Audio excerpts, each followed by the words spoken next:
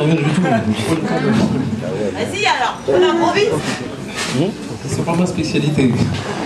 Slammer pour slammer, c'est pire que slammer pour ne rien dire. Alors je tente de dire et tout ça sans vous faire rire. Il était 7h15 et j'étais dans le train. Je prenais mon pic pour vous parler de rien. Direction Gare de Lyon, j'étais seul dans mon coin et les gares s'enchaînaient comme les wagons d'un train. La personne se lève et court. Désolé, je suis à la bourre et pour l'histoire à un de ces jours. La porte se referme sur ce drôle d'inconnu. Alors je tourne la tête comme si je ne l'avais pas vu.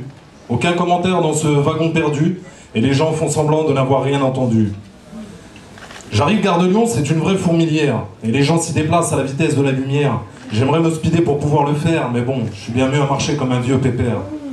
1 heure d'avance, j'avais vraiment tout mon temps. Je m'installe à un café pour savourer ce moment. Et comme d'habitude, je ne perds pas un instant. Je ressors mon stylo quand arrive un vagabond. Dis-moi, t'as pas une pièce, faut que je me rince les dents. Et si ça te dérange pas, j'aimerais faire ça maintenant.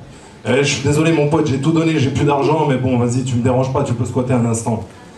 Et je lui dis, j'ai fait le rêve qu'un jour.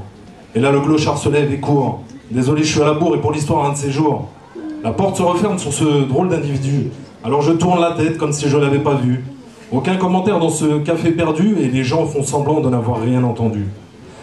8h25, ça commence à se préciser. Mon sang ne fait qu'un tour, va falloir me speeder. Mon bus va arriver, faut surtout pas le louper. Alors je vais me poser sous l'abribus, m'installer. Et finalement, je me rends compte que je me suis complètement planté. À l'heure où je vous parle, le RERB s'est sauvé. Je commence à comprendre qu'il va falloir gambader quand arrive une mamie qui aimerait me parler. Et elle me dit, j'ai fait le rêve qu'un jour. Mais là, je me lève et cours. Désolé, je suis à la bourre et pour l'histoire, un de ces jours.